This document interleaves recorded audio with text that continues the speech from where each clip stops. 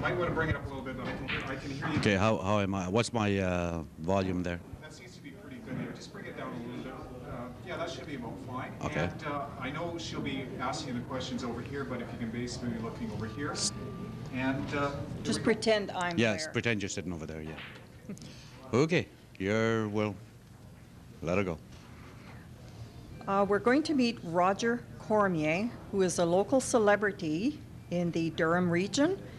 And in order for people to get to know you, Roger, would you mind just giving us a little brief bio of your musical background? Because really that's where I got to know you, was through your music. Well, Stella, I started playing in Ontario on the road. I started playing the road in 1969, 70, 71. I had a band and we traveled all throughout Ontario.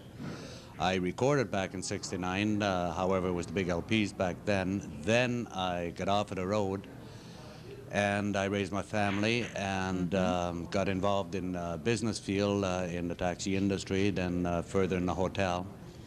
From there, after the family was grown up, I got back into the music industry. I recorded one CD called Highway 169, which did very well overseas. In the Netherlands, it went to #1, and I did a song I wrote about my daughter. It went to #3 overseas, and now we're going to be using it on a film that we're about to do, a movie called Quick Justice.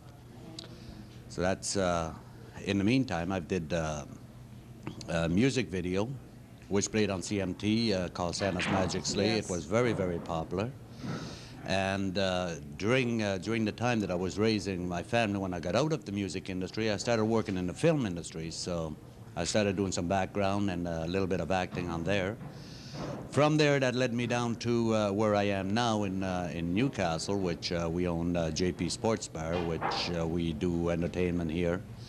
And we build a studio down on the farm. JP is Judith and John Piper. And we, last summer, we built a beautiful studio down in Newtonville on our ranch. And we're scheduling to do a movie called Quick Justice there this spring. Hopefully that all the financing will come together on that. And I'm sure they will. Good it's luck. already casted. Great. And I don't suppose we can learn of one of the names that's being cast? Well, Not we at this have. point? Well, it's pretty hard to disclose it, but one of the leads that's in the offering right now that we're hoping is going to be on is going to be Nick Mancuso. That's great. Another great Canadian talent. Yes, very much so. He's did very well in the industry. And I hear that some of your music's going to be tied in with this film. Yes, he wrote a song about my daughter who got killed in a car accident. She was 22. However, when I read the script, Quick Justice, the song that I wrote fitted right into the movie, and we're going to incorporate it into the movie. And it's a wonderful song. I had a hard time listening to it, go all the way through. It made me cry a lot. Oh, thank you very much. It's a beautiful song. Yeah. It's well, it certainly reflects on a lot of people, especially the what we call the baby boomers. Right. There's an awful lot of us that lost their children tragically or otherwise, which no matter which way it is that you lose them, you still lose them. Right, and we can all relate in that area.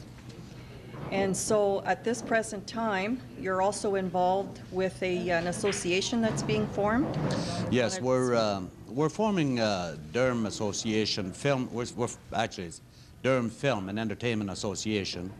What we're trying to do is in Durham region, like including myself, I've worked a few acting roles I've had in Toronto. All the background work that I've done has been in Toronto. We have to travel 2 hours to get there, 2 hours to get back. And we're looking at filming down here in our own studios. And in the Durham region, we have all kinds of people, set builders, we have actors, we have ADs, we have directors, camera people, musicians. We have everything we need in Durham region. But however, none of us knows each other. And what we're doing is we're traveling to Toronto. We're all individually traveling to Toronto instead of being down here working with our own film industry. Well, and we have it here. that's right. And soon we hope to be able to rectify that situation. Okay?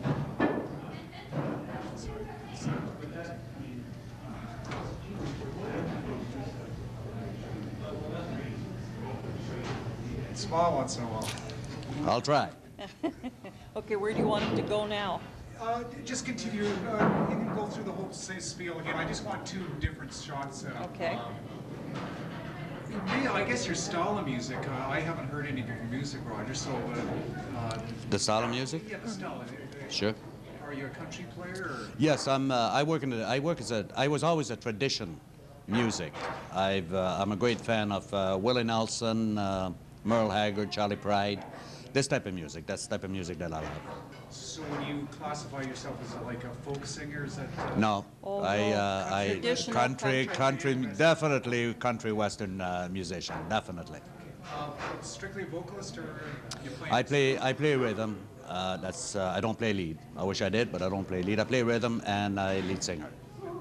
I'm just curious about your older records. Maybe you can tell me a little bit about how they were recorded, because I know the recording technology has changed so much. And what did you record it on?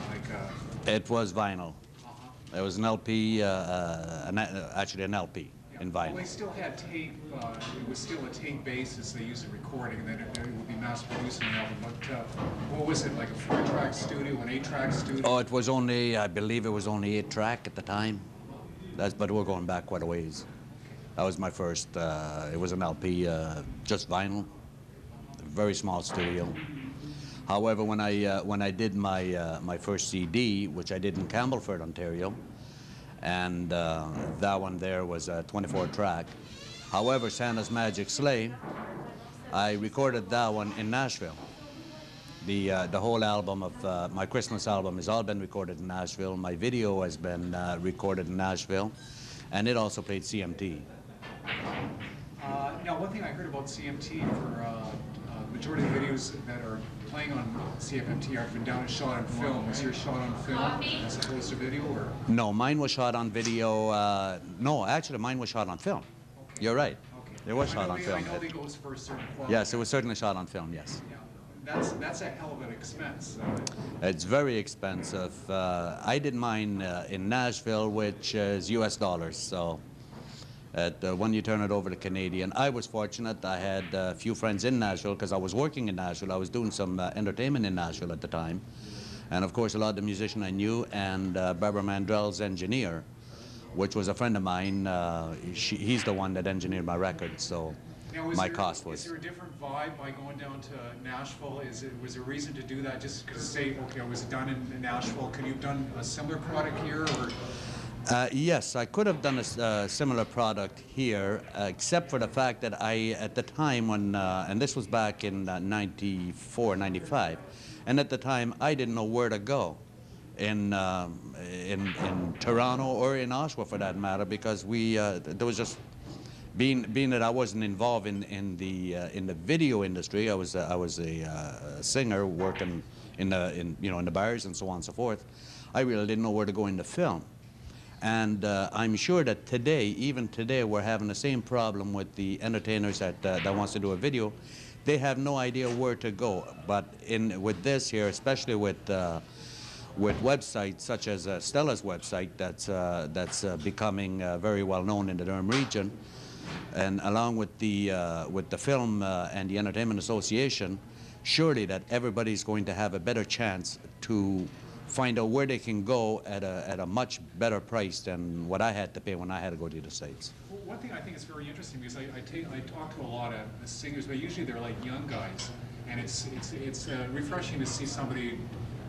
Not to say you're an old guy, but you're mature and you're still making music, and I kind of find that fascinating. It's the reason why a lot of the young people, the younger guys, stop playing is simply because there hasn't been enough in Canada in the past to be able to make enough money to be able to raise a family in the entertainment field, especially as a musician.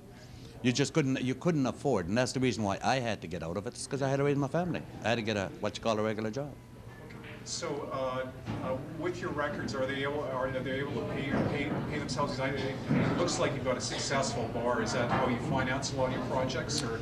No, my records hasn't. They sold overseas. They didn't sell in Canada. And again, my Christmas music has sold in the States very nicely, but again, not in Canada. But the problem that we've had in Canada, and we've always had in Canada, is that we haven't got the system going, a good enough system where it's going to take time. It's coming. It's coming very nicely.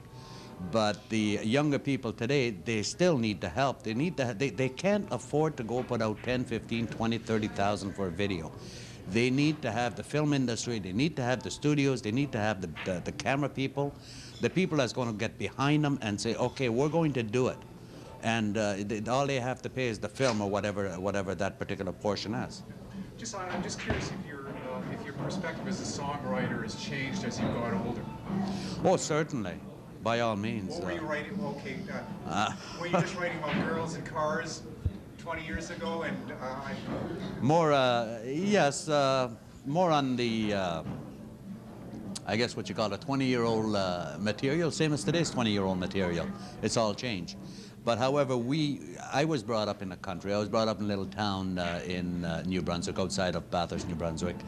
And it was a very, very much the country music, not even country, it was country and western music. And we were brought up in that particular line. What type of things do you like to write about now?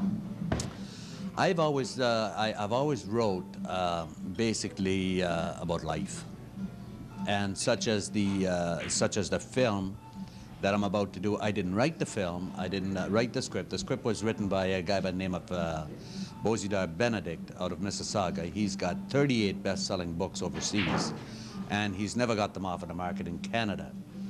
However, his film, Quick Justice, is very down-to-earth country film, which is one of those that there's no it's a very clean. It's a very clean movie. It's set up for family entertainment. There's no swearing. There's no strippers. There's no any of this into it. What's the basic plot line of Quick Justice? And just a capsule. The basic summary of it is a high-class detective out of Chicago who lost his wife through cancer, and he moved to a small country town to raise his 12-year-old daughter. He raised her, put her through university, and when she came back home, she ended up getting murdered in a small town, and he set out to find the people who did the murders. And do some quick justice. And do some very quick justice.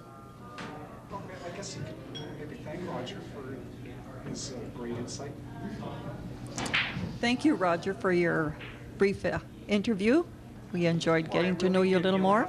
You'll have to say, okay, if you can if you can repeat your name and just say you're tuned into the Stellar Showcase, that'd be great. Okay, go. Well, I would like to thank you, and I'd like to let everybody know that I'm tuned into Stellar Showcase, and I would like to thank her for inviting me to speak and say what we're doing and try to explain a little bit what we're trying to establish in the Durham region. And once again, Stella, thank you very much. I appreciate you asking me over tonight. My pleasure, Roger. Thank you.